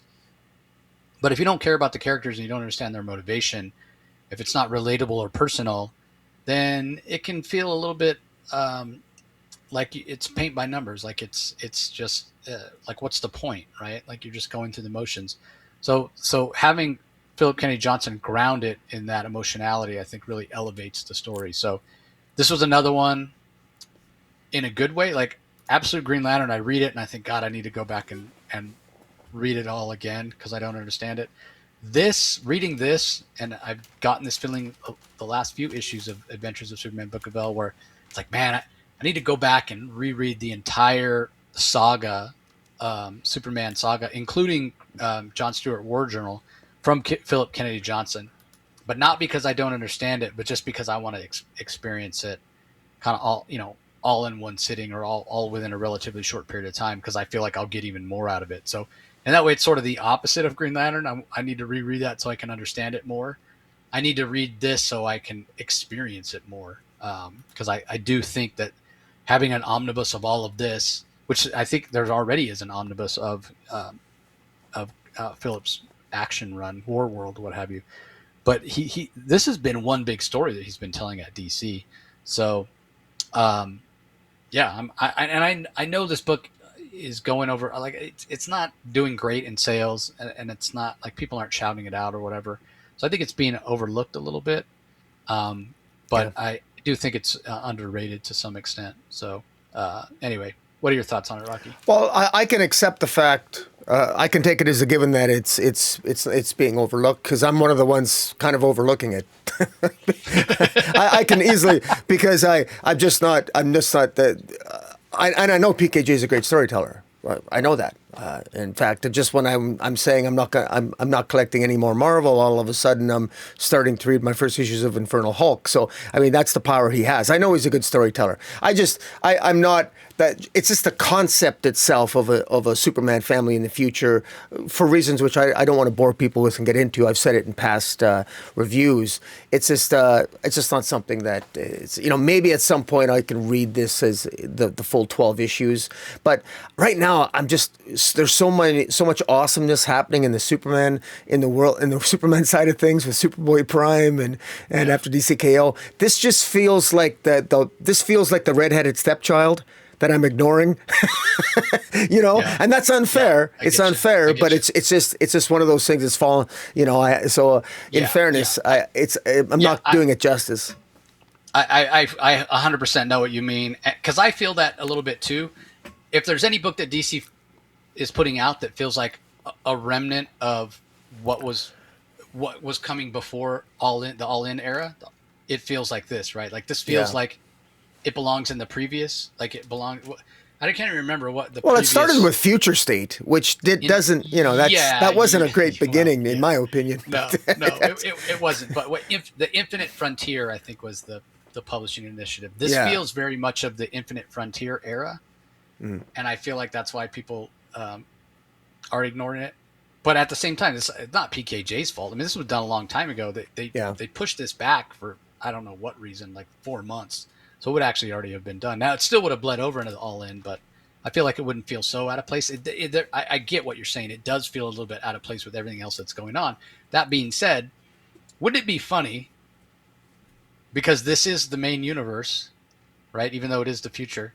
Wouldn't it be funny if Absolute Batman showed up in issue 12 of this, and it would be the first appearance of Absolute Batman in the main DC universe is God, Adventures of Superman Book of L. Could you imagine how expensive that book would be? Because this is not ordered in high numbers. No, I know. And then everybody would be like, wait, what? Absolute Batman showing up in that book? Like, that would be like the most crazy, gimmicky, most hilarious thing. It's not happening, everybody, but sometimes I feel like DC needs to hire me for these great ideas that I have, like Absolute Firestorm turning into Absolute Firestorm. Hey, PKJ, I know you're over at Marvel exclusive now, and I know you finished writing Adventures of Superman Book of L12 But months ago, but could you find a way to fit Absolute Batman in that final issue so we could, get people that aren't aware of it, that want to pick it up, blah, blah, blah. That would be the most hilarious thing ever. But DC would get a lot of crap for it, too, because it would totally be just a gimmick. So anyway, fantastic variant cover you have there in the middle by Lucio Perea, which is awesome. There's also a C and Torme variant that's behind me, which looks great. But also the main cover, I think, by Scott Godlewski is very impactful as well, which is the one behind Rocky. So, all right. Up next, last book we're going to talk about in detail, and I don't know how much detail I'm going to have to say. This came in absolutely last for me. 100 Bullets, the U.S. of Anger, the Us of Anger, I don't even know what it is called. Brian Azzarello, writer, Eduardo Risso, artist, Clem Robbins, letterer. You skipped JSA. Okay. Oh, did I? JSA. How did I do that? Okay. I don't know. So not the last book. But we can do U.S. of Anger now if you want. Yeah. Yeah, let's do U.S. of Anger now. We'll do JSA last. All right. So we can finish on a high note as opposed to, I don't know what the hell I just read. Not in an absolute Green Lantern way where I'm like, okay, I kind of understand what's going on, but in a completely, I don't have context. Like, I never read 100 Bullets. I know Lono, one of the main characters here, is a character from that. But I read the first issue of this, but I felt completely lost. The art was okay, but it didn't feel like it elevated the story. Like, I just didn't know I didn't know what I was reading, and I didn't know why I was reading it. Also, I know that Brian Azzarello has gotten criticism in the past for using ethnic language, and people feel like he sort of goes overboard with it. Like I think specifically he got a lot of flack for his Cage series over at Marvel, which is in the Marvel Max line, and the way that African Americans talk there. So, I mean, this just felt very, very caricature to me, very 90s. And I'm a fan of Brian Azzarello. I know Brian. I like Brian. But I don't know. Maybe it's because I've never read 100 Bullets that I don't have context for this. But this just did not do it for me. I viscerally dislike this. I'm hoping it comes back around and starts making sense to me. But I feel very lost, but I know you have read 100 Bullets, Rocky. I think you have the collected editions you've mentioned before. So how did this land for you?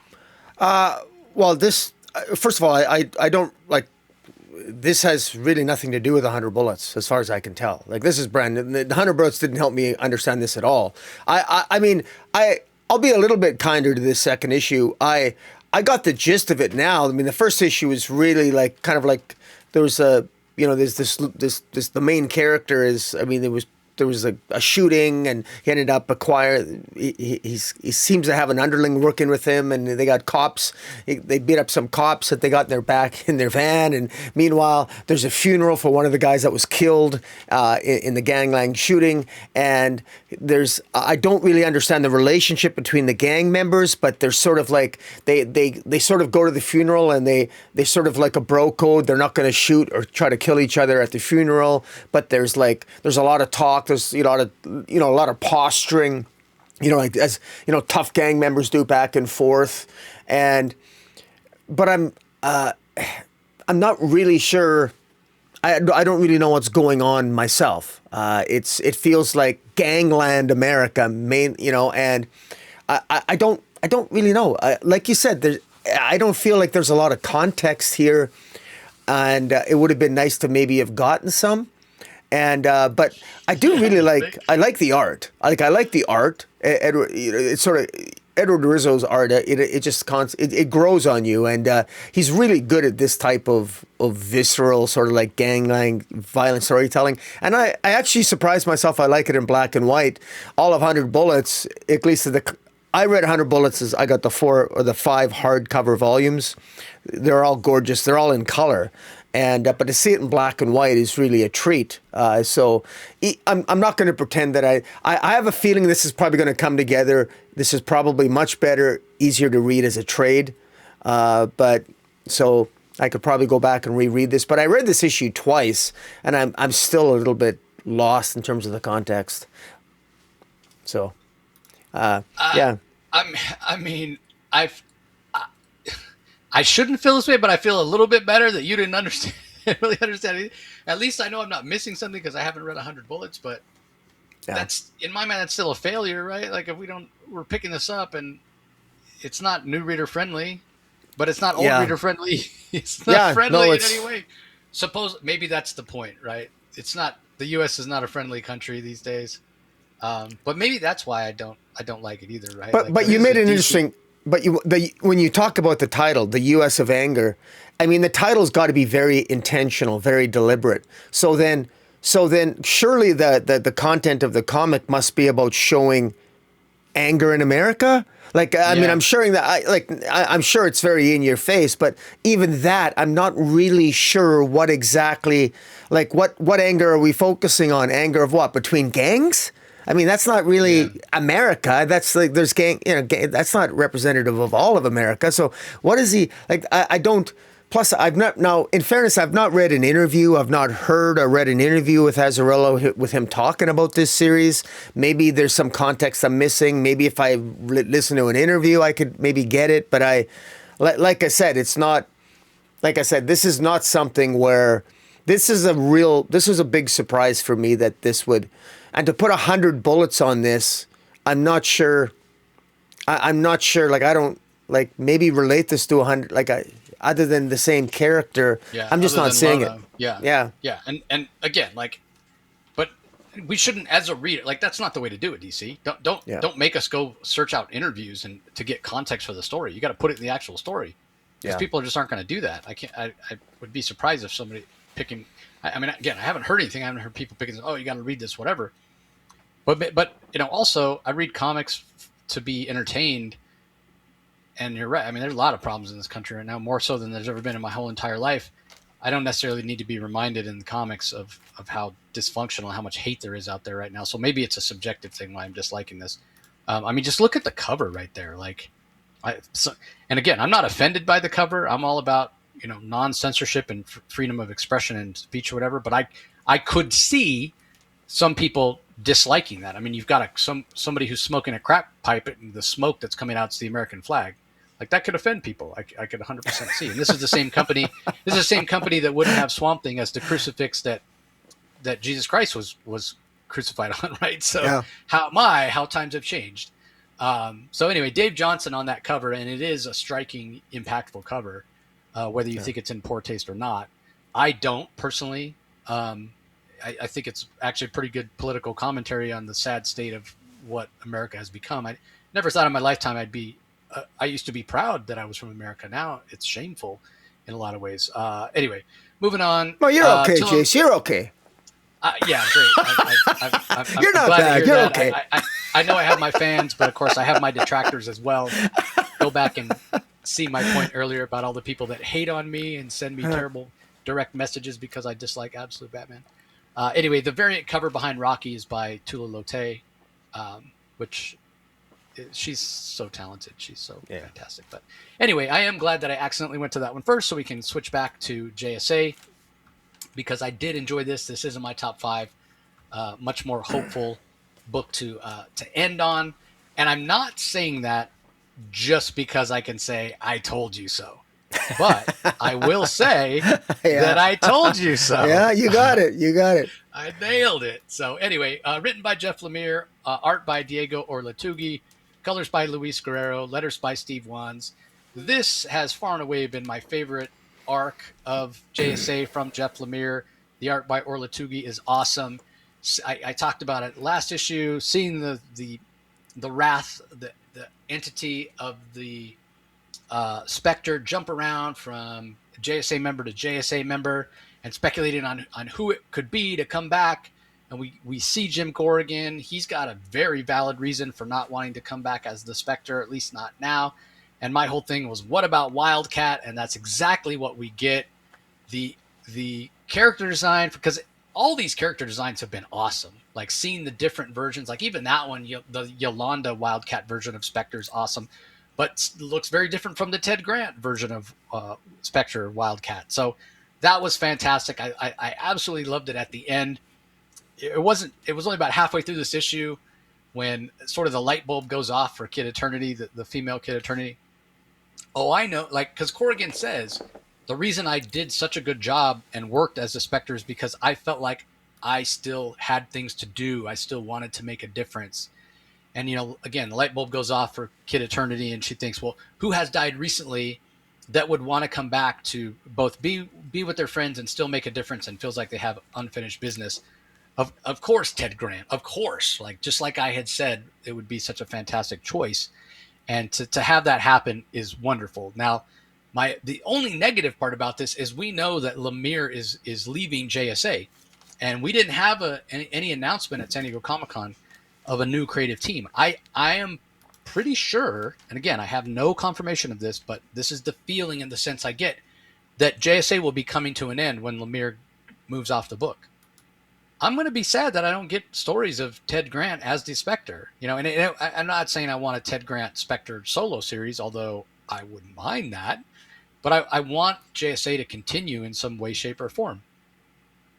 But that's just not the reality. But the table is set. If anybody wants to come and pick up the pieces, maybe somebody has a pitch. Maybe DC's working on bringing JSA back at some point. We talked about this before. We talked about it last week, Rock, and we talked about the anthology. How many great characters DC has that are underutilized because they have so many, and the market is already crowded. You just can't put out monthly books that have every single character. But Ted Grant as Spectre there's a lot of potential there. There's a lot of story potential there. But JSA is always going to be a little bit of a tough book, especially with what Lemire did. This is a pretty big cast. Jade is on the JSA, and I can't even remember her doing anything in this particular issue. She even show up. She's not even at the end when Kid Eternity walks in. They're all saying, "Oh no, she's there." She said she's there just to the right of Jay Garrick. Yeah, but I don't even remember her having a speaking part in this issue. So It is a challenge. I say all that to say it is a challenge. But also there is some resolution on Kid Eternity as well, who has fulfilled her mission in finding, which we didn't even know that was her mission until after the fact. Her mission was to find a new host for the Spectre, and she does that, and she's offered a chance to get her memories back and move on to the afterlife, but chooses to stay. That's interesting as well. So I do think there's potential for more stories to be told with this version of the JSA. And I won't go so far as to say the middle arc, the JSA Year One, was wasted space, although it did feel a little bit derivative and like we'd seen that before. But there's only 2 more issues left. But I feel like there's a lot more than 2 issues worth of story potential for Kid Eternity fighting alongside the JSA as a member of the JSA, and especially for Ted Grant as the Spectre. So I really love this. I hope we get a JSA book sooner than later. I don't know off the top of my head who would I want to write it, but it would be great to have Todd Knock draw it. Actually, you know what? Yeah. I take that back. I do know. I know exactly who I want to write it. I know exactly who needs a 3rd book at DC. Jeremy Adams and Todd Knock on JSA. Yeah. That would be excellent. Yeah. I'm in. Yeah. Yeah. Anyway, what are your thoughts on this issue, Rocky? The minute you guessed it, I never guessed Wildcat. I guessed it before the reveal. The minute she said the minute Jim Corrigan said that, somebody who, I wanted to come back, and then and then that was the test. Well, then I thought Wildcat, and it makes sense. And I will, one minor little, what I find kind of funny is there's something about Wildcat. Wildcat is his character is so predictable. He's always about fighting, and he's always about, fisticuffs, and the fact that as the Spectre he's still wearing boxing gloves, and he still looks like he looks like Ted Grant wearing green. I mean, he looks like Ted Grant wearing green boxing shorts. I mean, he almost doesn't even look like Ted Grant the Spectre, but he looks like Ted Grant who's doing a poor imitation of the Spectre, and that's not the fault of the artist. I'm just saying it's kind of funny, and even the way he talks, like, he says, "Hey man, guys, I really missed you guys." He doesn't talk like the Spectre either. Like, he doesn't even have an air of, like, other than his eyes being, a little dark. He doesn't seem to be impacted by because it is the spirit of vengeance. That the Spectre does have that vengeance element, and so maybe I'm being a little bit critical here, constructively so. I think that maybe Ted Grant could show a little bit of a darker side to that, because he is the spirit of vengeance. So, it's going to be interesting to see moving forward. Because Ted Grant is usually the guy who is, he's usually the guy who's puts up a fight, but he's definitely a good guy. So I'm kind of curious to see how they're going to maybe, push him towards some darkness, But now I want to see a Spectre Darkseid rematch. I think that would be cool. Ted Grant is the Spectre versus Darkseid. I think that'd be kind of cool. TCKO 2. Anyways, but. But no. Overall, this entire series has been, I will admit, has been underwhelming for me in terms of the storytelling, in terms of what the storytelling has been. Like, Jeff Lemire's a good storyteller. It's just the stories he's given these characters just haven't really excited me all that much. I'm glad to see this one. This one is a rare exception. It's nice to see Wildcat as the Spectre. But bring on Jeremy Adams and Todd Knock for sure. That would be awesome. Yeah, and again, Lemire is fantastically talented, but if there was any mistake made, and it's probably because of his love of JSA, I think the cast was just too big. The cast was just too big. Anyway, seeing Torme on the variant cover in the middle there, which is gorgeous, and then Pete Woods on the one that's behind Rocky and myself, the regular main cover. So, all right.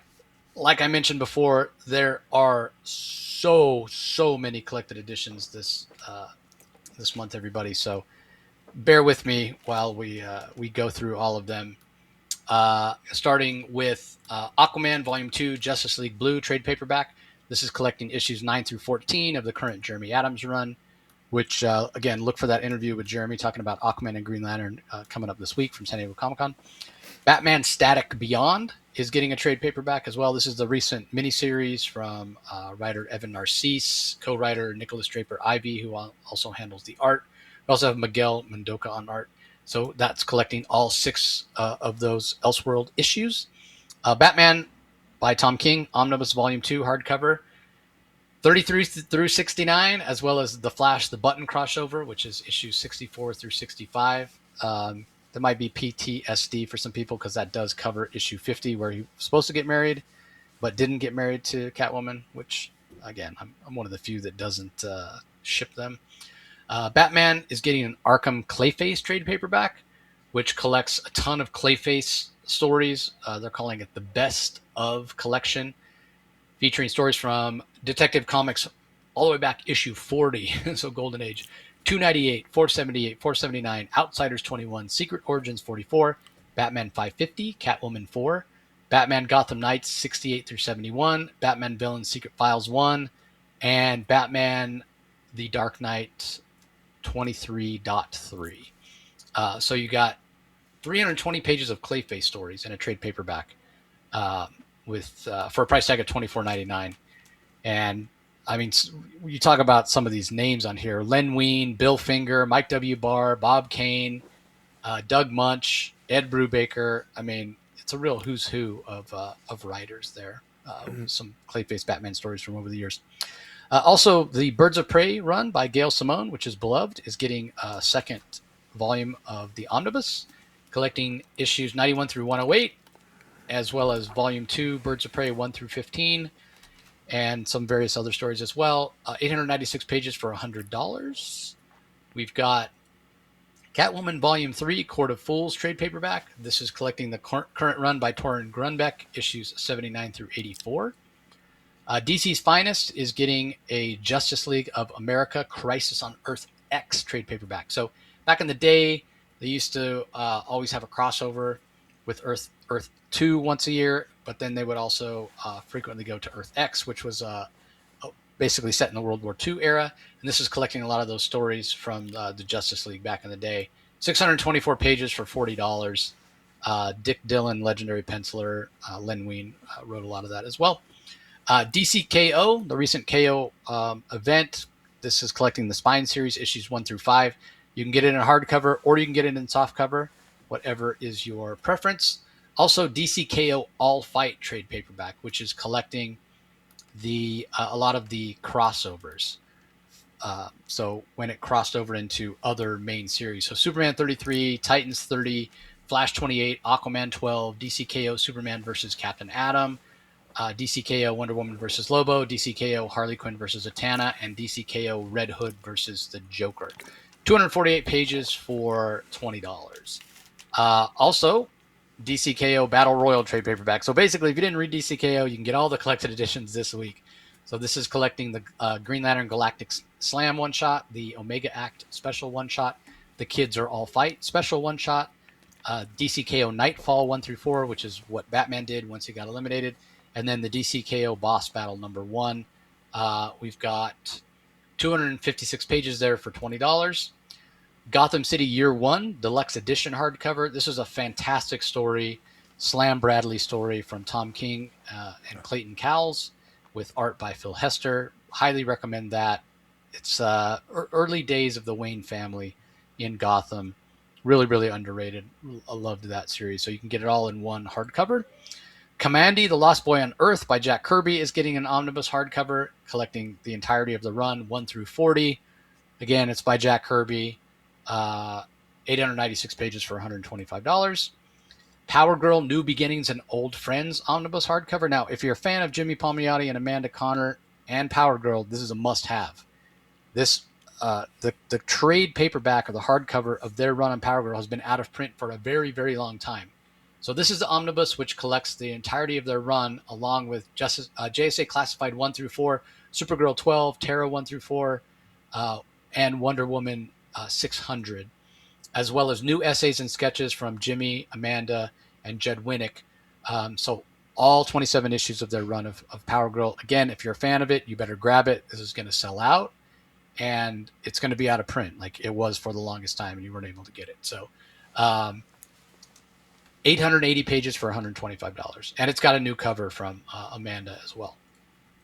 Shadow of the Batgirl trade paperback. This is a new standalone YA book by a writer named Sarah Kuhn, with art by Nicole Gao and colors by Chris Peter. 208 pages, $16.99, perfect bound.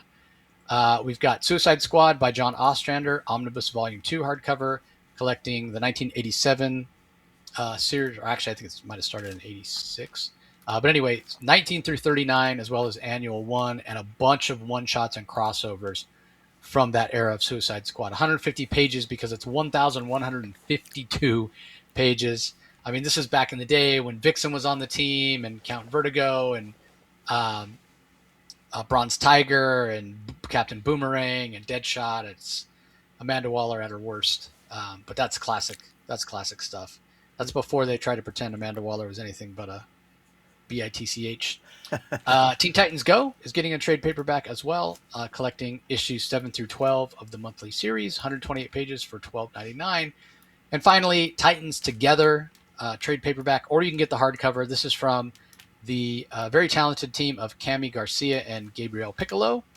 And this is following in the footsteps of all those one-shots that they did, whether it was Raven or Beast Boy or, all of that version that's beloved and has sold very well in the YA market.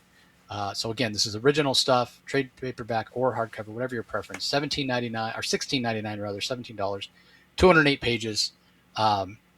And yeah, I mean, they've put out so many, Cyborg, Raven, Beast Boy, Raven and Beast Boy. They did a Starfire one. now they're all coming together. They're finally forming the Titans. And so if you've been enjoying that, I'm sure you've been highly anticipating this book. So yeah, a lot of collected editions this week, everybody. 17 of them, 19 if you factor in the ones that you can get as hardcover or softcover. All right, so that just leaves us with the rankings for this week. Pretty sure it's your turn to go first, Rocky. So let her rip. Yeah, okay. Coming in at number 10, I put it Adventures of Superman, number 11. Number 9, Deadman 3. Coming in at number 8, 100 Bullets, U.S. of Anger, number 2. Coming in at number 7, Gotham Academy, first year in issue 6. Coming in at number 6, Absolute Green Lantern 17. Top 5, coming in at number 5, Supergirl Survived, issue 3. At number 4, JSA 22. Top 3, coming in at number 3, Absolute Superman 22. Coming in at number 2 is Batgirl 22. And coming in at number 1 was Batman 12. And it really wasn't a contest this week. Batman 12, I thought, really just sort of blew everything else out of the water. And and I really enjoyed Batgirl. But yeah, it's definitely Batman 12 was definitely my number 1. All right, for me, I've got 100 Bullets. The U.S. of Anger, number 2, comes in last at 10. At number 9, I've got Gotham Academy, first year, number 6. At number 8, Supergirl Survive, number 3. Coming in at 7, Absolute Green Lantern, number 17. At number 6, The Deadman, number 3. At number 5, I've got Batgirl 22. At number 4, JSA, number 22. So we had that one the same. At number 3, for me, I've got Adventures of Superman, Book of L, number 11. At number 2, I've got Absolute Superman 22, and yeah, same number 1, and I can't switch it. It's Batman 22. Verity is living up to my expectations. Really, really great character. It sounds like it was a little closer for me between the 1 and 2. I did give some consideration to Absolute Superman 22. But for some of the legitimate criticisms that we have of it, I'm gonna give the nod to Batman 12. But yeah, Absolute Superman rather is still my favorite Absolute title without a doubt. So anyway, that's going to do it for this episode, everybody. Appreciate you tuning in as always. Don't forget to head over to YouTube if you're listening audio only, where this comes out every week on Rocky's channel, Comic Space Boom ! Once you're there, leave some comments, especially if you're understanding Absolute Green Lantern in a way we're not. Please explain it to us. But don't forget to ring that notification bell so you know when new content drops. Like and subscribe. While you're at YouTube, might as well head over to the Comic Source YouTube channel as well and like and subscribe there. Ring that notification bell so you know when all the DC content from San Diego Comic-Con, all those interviews drops this week. Be sure to leave comments there. I respond and read to everyone that gets left. And of course, if you are checking us out on YouTube but prefer audio only, or you want to go back and listen to the more than 2,000 episodes of previous Comic Source content that are available, you can just go to whatever your favorite podcasting app or platform is, do a search for the Comic Source and subscribe. Obviously, we really appreciate the support. Don't forget to go check out my link tree. Reach out in some way if you want one of those Comic Source weekly shirts. Again, they're $10 plus whatever the shipping is to your particular corner of the world. So very inexpensive. And yeah, they're awesome. So that's going to do it for this episode. We appreciate everybody joining as always. We'll talk to you next time. Catch you later.